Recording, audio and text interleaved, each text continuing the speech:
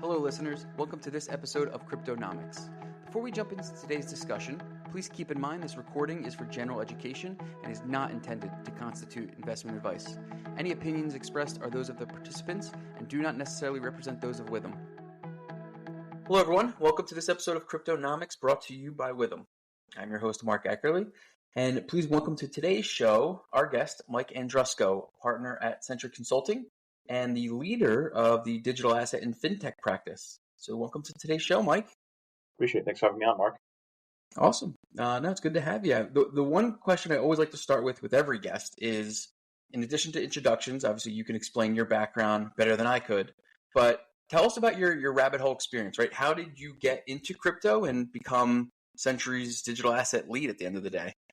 Yeah, absolutely. Joined Centri about 8 years ago at this point. We're a smaller firm, around 15 people. Started my career at PwC in the audit side, and I call myself a recovering auditor at this point. But yeah, so I jumped over to Centri.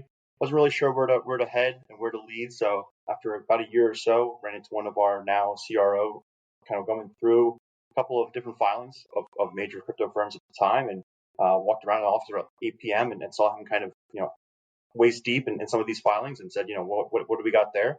And, after we kind of talked about it for about half an hour, I was like, all right, well, ready to jump down the rabbit hole with you, right? So at the time too, wasn't a ton of guidance. So it was really just figuring out what things are applicable in the real world and kind of using that as the talk track and the education side to make sure that, the crypto firms and guiding them through it at the time, we're understanding kind of the real world aspect of it and how that then applies to the crypto side of things. So that's been something that we've tried to continue doing, as we continue to see, new contracts, new arrangements, things along those lines, what are some of the more traditional guidance that applies to kind of make a little bit more sense of it, but always great to see that as we kind of continue through this, that, we're starting to see more crypto specific guidance come out that, makes it a little bit more easy to apply instead of kind of going through 3 or 4, hey, this is akin to this or that kind of steps. Yeah, we had some tax guidance early on when it comes to digital assets back in 2014, 2015. But I think, and what we're going to dive into today on the accounting and I don't want to say audit side because it's more so just accounting side is how to account and treat digital assets, right? And I think getting more in line with where investors are thinking, with where the space is thinking. But being that Centri was one of the early movers in this space, right? 9 years ago, like you mentioned, there weren't many service providers working with digital assets at all. So it was few and far between. So having that legacy knowledge and seeing all the various transactions and complex agreements, like you mentioned, trying to fit a lot of what crypto is trying to do into the existing accounting literature was, I'm sure, a fun exercise. Can you tell us just a little bit about like Centri as a whole, just like what you got and where you fit into the space? Yeah, absolutely. So Centri more broadly is a accounting advisory firm, a bunch of CPAs working on the non-attestation side of things. So no audit, no tax compliance, really helping out the mid-market and helping out emerging growth companies, traditionally from a IPO, SEC, capital markets side of things, right? So kind of helping them go from, quote unquote, shoebox to audit, right? So kind of getting them through that process and shepherding through that process.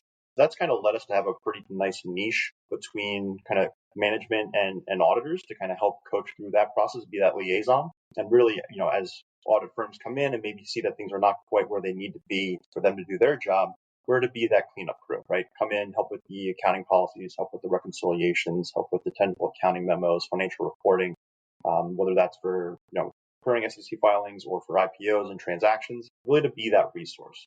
And then we really just kind of saw that and applied it to the fintech digital asset side of things, right? So what we were seeing is, a lot of co-founders that were really intent and understanding of where they wanted to lead their company, but may not necessarily have that accounting background. So even, so much to say was we pulled them in as maybe the outsourced accounting role to start as they kind of build up their revenue stream and their contracts. And as they continue to grow, go through the month-end close, board reporting, get the financial reporting from a private company standpoint. Then as they make that jump to the IPO or, reverse merger or SPAC side of things, helping them through that IPO process and getting the financial reporting ready as well. So kind of took that historical SEC reporting knowledge from the traditional market standpoint and then applied it to the fintech crypto side of things. Yeah. And coming with all that legacy knowledge with understanding US GAAP, a lot of the technical areas when it comes to where you're assisting clients, and then just like you said, parlaying that into the digital asset space, which are seeing funky stuff pop up all the time. So understanding, let's dive into the new standard. Well, I shouldn't say new anymore, right? I think it's been out for almost a year and a half or so. But what we're seeing here at Witham, and I'm sure you guys are seeing, are now that there's a full year under a lot of companies' belt, particularly on the public company side, that they've adopted back in Q1 of 24, had their 10Ks issued now, or soon to be issued. Here we are at late March. And kind of following that fact pattern and the disclosure point of view, let's start with what is the fair value standard, right? So ASU 2023-08 came out in December 2024, and it was long-awaited guidance that we've, as industry, working with an industry, have been waiting for. But why don't you give us a little 101 on what this new ASU is and how it relates to a lot of digital asset companies? Of course. Yeah, so really what it meant to do was take what was the intangible asset guidance that was being applied to digital assets in the past and kind of transition a little bit from that cost versus impairment treatment to fair value, right? So really what was happening in the past is, if you bought any sort of digital assets, you're holding them on your balance sheet at that initial cost basis. And as we know, it's a very volatile market. As you were going through periods of declining prices, you're taking a look at that. And if you're transacting or finding other impairment indicators per your accounting policy, you're writing down that value of that asset on your balance sheet. And it's running through impairment expense. And then as you kind of continue to report on a go forward, you're stuck at that impaired value until you sell that asset and recover it. And then you might have a realized gain or loss. And really what was happening with that was that you now had this depressed priced asset on your balance sheet. And say the market goes back up, which it invariably will, you're not able to recognize that uptick in value on your balance sheet. So it's going to be depressed to impairment. And then, when you report that to your bank, your board, your investors on your, SEC filings, it has a non-true value on that balance sheet because it's stuck at that impaired value. So if an investor's looking at that and the price of Bitcoin has doubled since then, they're not going to see that on your balance sheet. It's not going to be reflected on your balance sheet. And a lot of people had a problem with that, as they rightfully should. So really what this guidance is meant to do is make the value of the digital assets, it's still kind of running through a tangible asset guidance, but it's got more of a subsection for the digital asset fair value side of things. So now what you're able to do is essentially go through, take a look at each of your assets. And again, this is not going to apply across the board, right? There's still some things that from a GAAP standpoint are not going to be applicable to the fair value guidance. It still has to make sure it touches upon intangible asset guidance for the codification. It can't have any sort of enforceable rights, right? So a lot of the times when you see wrap tokens or some other DeFi assets, they could be scoped out of this from that enforceable rights standpoint. And then really it's also if companies are creating their own token, typically wouldn't be applicable to fair value, right? If they're minting their own or they're getting tokens that are issued by a related party and want to make sure that it's, fungible as well, right? So that's where kind of NFTs kind of get scoped out of this guidance for the most part. And a lot of stable coins as well, right? If they meet the definition of financial instrument, so your Tether, your USDC, typically get scoped out. But for the most part, right, they're going to be pegged to $1. There's really not a ton of fair value volatility there. And really what you're then doing is taking those assets that are now, step one is the scoping, right? So once they're in or out of scope, the ones that are out of scope will continue to go through kind of that costless impairment unless there's another applicable guidance applicable to it. And then what you're then going to do is for each of those assets, we're going to take a look and say, all right, what's the principal market for each of those? How do we determine, A, what do we have access to? B, what are some of the volumes of the most popular exchanges for that particular asset? And how often are we trading on it, right? So say you're an American company, you're not necessarily going to be relying on, exchanges that are outside the United States, right? Because you're not necessarily either going to have access to them. And a lot of the times, their volume may not necessarily be as high as ones that are more domestically available that are applicable. So then you're able to kind of take a look at those assets, take that fair value based on the principal market, and now you're going to do like any traditional investment or fair value asset. You're going to market to market on a quarterly, annual basis, depending if you're, SEC filer, you'll do quarterly. And if you are maybe a private company, you'll go more on the annual side of things. But essentially now you're able to properly reflect the true value of that asset at that given point in time, at quarter end, period end, based on that scoping understanding, and then going through that fair value guidance from a full market standpoint. So really it's meant to kind of, now when you're comparing the two, say the price went up after it went down, you now have that appreciated value on your balance sheet versus in the past it was sitting still at cost less impairment. And that's what I was just going to say. I think from the reader's perspective, right, reading financials when they're ultimately issued a couple months after the reporting period, at least it's going to show a better financial position of where the balance sheet is, where the company is from a cash or cash-like instrument, right? If they're going to use Bitcoin to pay vendors or whatever it might be, or investments, but you're not really driving down that value, which wasn't indicative of a lot of companies. I mean, of their what they can do with their investments. Because I still have some companies now that they've adopted a new standard, but we're holding Bitcoin at sub $1,000 per token, and it was just because it's been impaired so low for such a long period of time. Obviously, the balance sheet didn't show anywhere close to what the company's position was.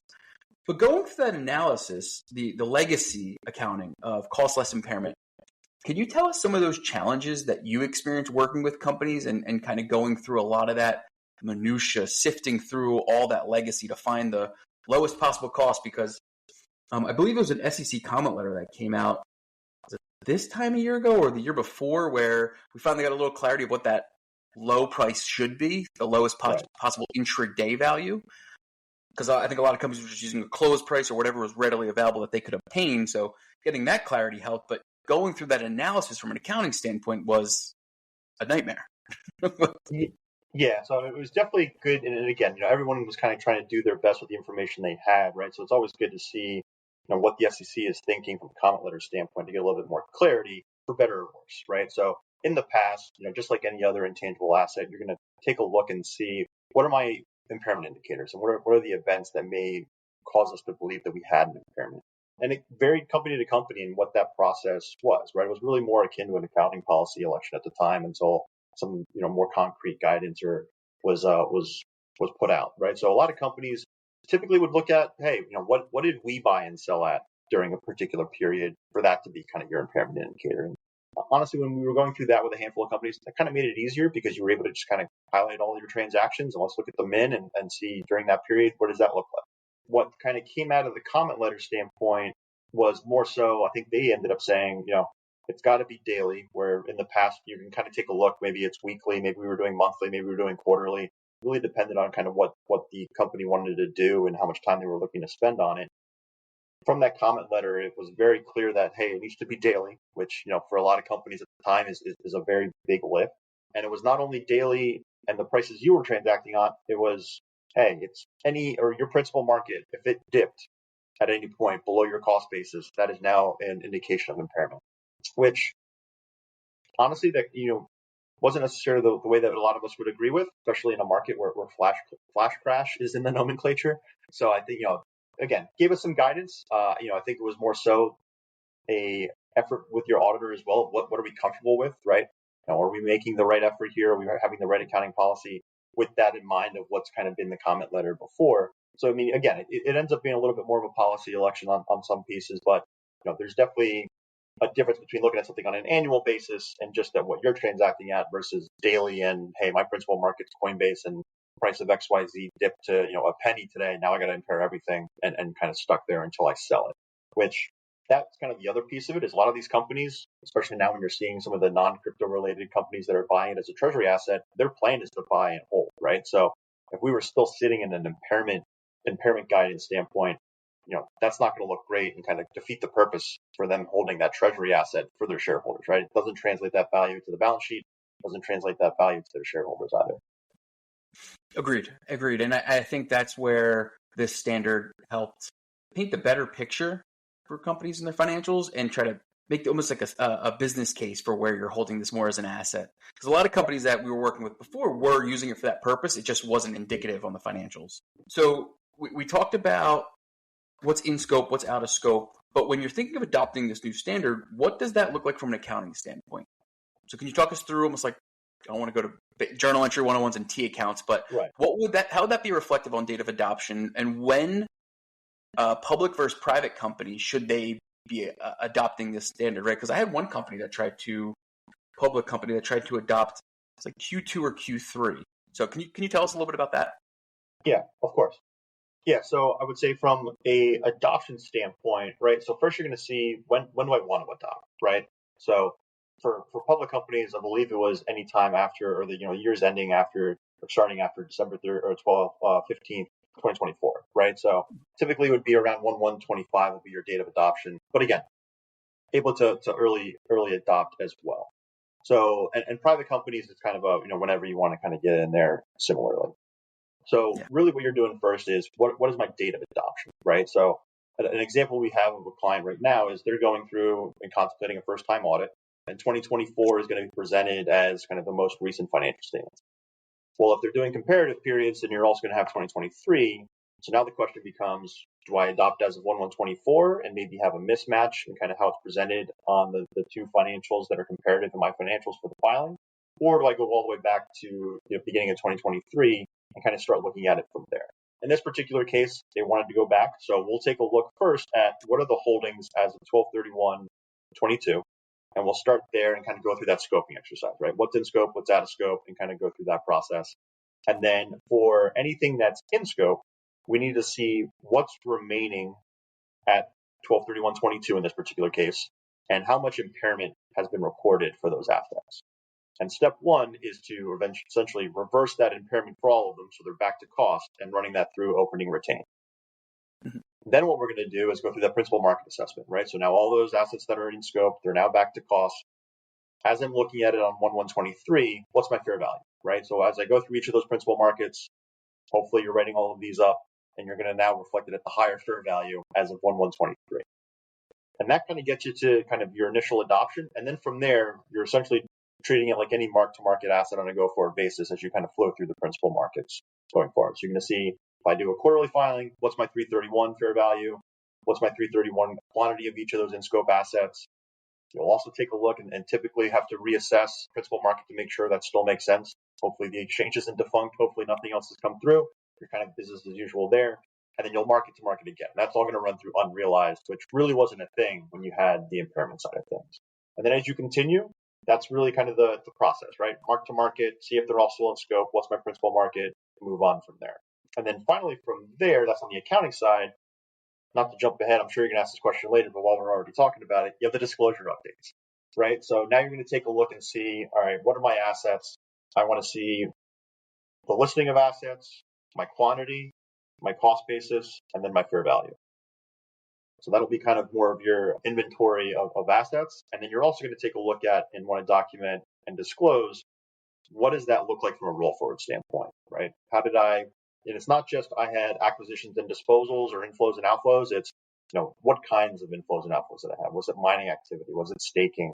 Was it through debt vehicles? Was I selling merchandise and collecting, crypto on it? Kind of getting to that level of granularity to understand from a dollar value standpoint.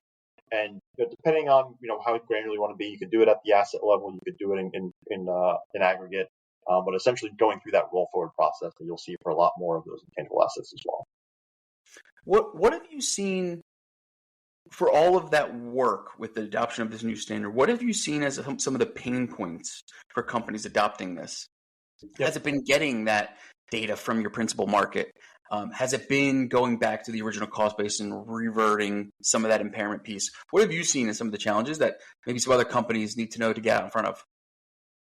Yeah, it's definitely been a wide variety. It's even going back to the beginning. I mean, unless they're using a subledger that supports all of their assets, it's really going back to the blockchain. I mean, there's some blockchain explorers that just don't have that export feature, or it's not at that level that's very easy to pull it out of, especially in companies that have high volume. So step one is really just kind of getting all that blockchain data and putting it in some sort of consumable form, whether it's going through a subledger or you have some sort of Excel analysis that you're going through. So from the adoption standpoint, I mean, you hit it right on the head, right? It's kind of making sure that we're understanding what is that remaining cost basis and what is that remaining impairment on that remaining cost basis asset, right? So that's kind of I might be able to see all of the 2022 impairment for the period. Some of that might have gotten sold, right? So if I see, $10 million of impairment in a given year, I'm not looking at that to reverse it. I need to understand what's left that needs to be reversed for the assets that are sitting on their books as of the end of the year. So that's always a pain point there. Going through, I'd say, the principal market assessment, just from a first-time standpoint, is always a challenge, just because it's a different process. Going through and pulling that volume to make sure you have that comparative nature of that information, to make sure that you're going through that for your auditors or for your investors or whomever, tends to be a challenge as well. And then from there, once you kind of have those two pieces, it's a little bit rinse and repeat. But, I'd say for companies that may not necessarily track it at that granular of a level, getting it to that point from the first time through is always a challenge. Yeah, and I think it's important. I'm sure you've advised clients with a similar approach. I'd be curious if you have something different about the setting up the account structure for this new adoption, right? It's important to maintain your cost basis per asset for tax purposes. You want to make sure that you're bifurcating out the two for accounting or audit, as well as for tax, so your returns are accurate. And then when you have a sale, you know which tranche to properly allocate it to. But what I've told a couple companies is when you're booking this unrealized markup, almost create a separate asset and corresponding P&L account just for the credit where you're flushing through those quarterly or annual mark-to-market adjustments. So you have a core asset at cost, and then you have another account with your mark-to-market adjustment, just so you can always tell the difference between the two. Yeah, I mean, I would say for the most part, as granular as you get, is about probably best. Understanding that it's tough to maybe track and set up all of those accounts. Really, at the end of the day, we always look at it is if your auditor comes knocking and wants that support, how easy is it to pull together, right? You want to make sure, if I have, Bitcoin and ETH and Litecoin, much easier to see that and kind of pull that out because I've already been booking it on an individual basis versus having that extra exercise of kind of going through and saying, all right, well, now I got to come through all of this and kind of pull it out and kind of have that reconciliation on the back end. So it really just depends on what the lift you're looking to have. I mean, if you're going through audit, more granular, I'm sure you'll tell your clients more granular and specific is always better. But I mean, we've seen it both ways, but we always kind of, recommend, get more granular. It's going to make it easier in the long run. Yeah. Okay. So I think we've beat up this new standard pretty well today. There's a lot to unpack, but I think you've done a great job explaining this. The last question I have is, in terms of disclosures, this is probably just me being a financial statement nerd over here. When you think of these, with the adoption of this new standard as a quote unquote investment now, right? I know it's still under the intangible guidelines. You have to add a fair value hierarchy chart to the footnotes. And the reason I ask is because you're going to see a lot of these assets that have some thinly traded volumes and then some that are widely traded. So you have Bitcoin, Ether, Ripple, called the blue chips, right, if you will. And then some that maybe are more esoteric, that don't have as much of an established market. Where would those fall in line between like the level 1, 2, and 3 hierarchy chart? Because you went through the analysis of the new footnote disclosures, right? What you need to include.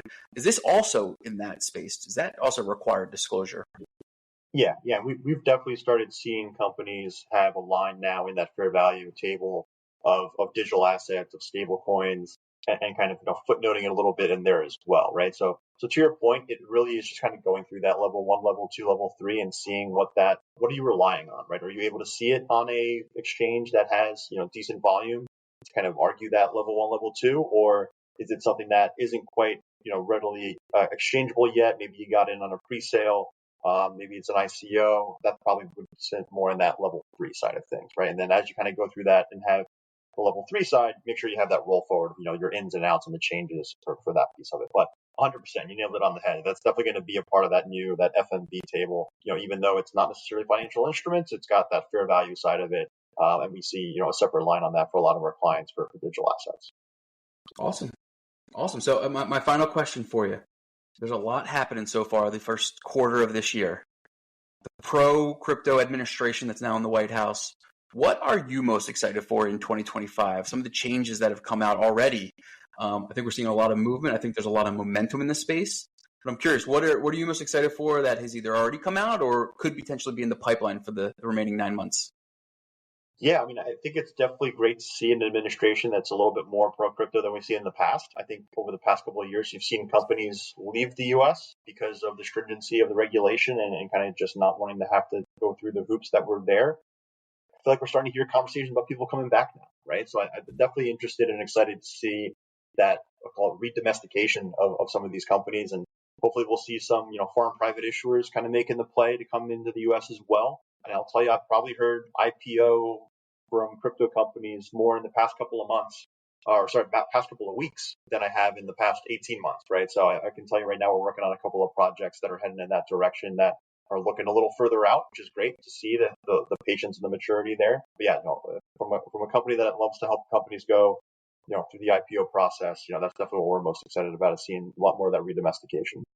Yep. Yeah, I completely agree. And I'd be curious to see if we're going to see a big movement, particularly with what's happened on the meme coins in the last couple months, and a lot of that being minting and driven in the United States. If we're going to see token issuers come to the United States, because I think for a while now we saw a lot of the offshore foundations set up, the labs here in the United States, and that arm. And I mean, going back 5-6 years, a lot of the entities set up in like BVI or Yep. somewhere offshore to do the ICO proceeds. So I'm curious if a lot of that comes back here now or not. So a lot of things to be excited for.